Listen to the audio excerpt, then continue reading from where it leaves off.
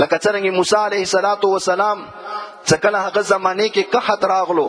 نو دغه ټول خلک را جامع کو یو میدان ته وته سری ګرمي ته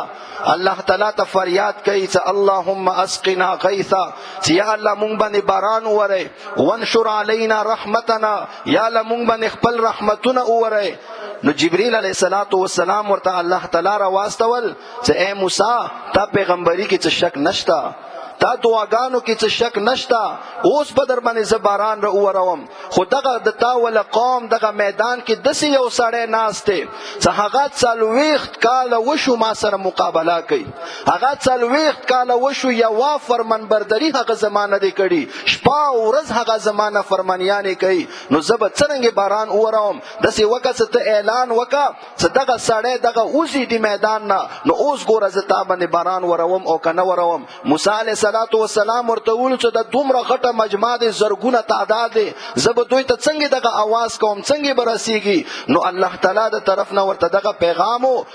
ته په دې باندې مکلف یې چې ته आवाज وکې رسول زما کار دی نو موسی علیه السلام دغه आवाज وکړ چې یا ایها العبد چې ای هغه بنده چې هغه 40 کاله وشو د الله اطاعت نه دی کړی شپه ورځ نه فرمانی هغه بدبخت د اوزي هغه د واجب نه دغه نحوست الله باران نه وري نو دغه سړی د ډیر حیران شو د سي مخ کې ورستا د طرفو تسترګي غړی یره ایچو کم نه پسی نو اخیل خپل گریبان کې وکړو چې هغه مجرم خو زیم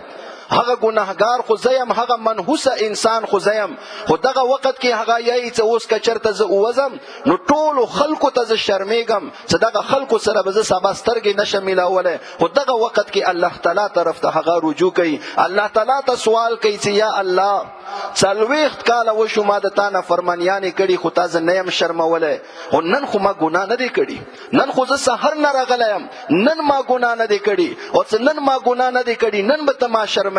یا الله ما معاف کی یا الله زما توبه قبول کی یا الله زتا ته توبه وباسم آینده به بالکل ګناه نه کوم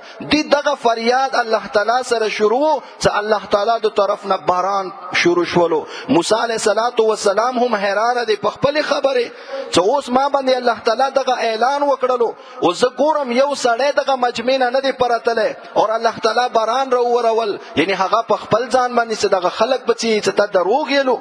نو الله ته یې چې یا الله قصاص شه دی الله ورته و فرمایل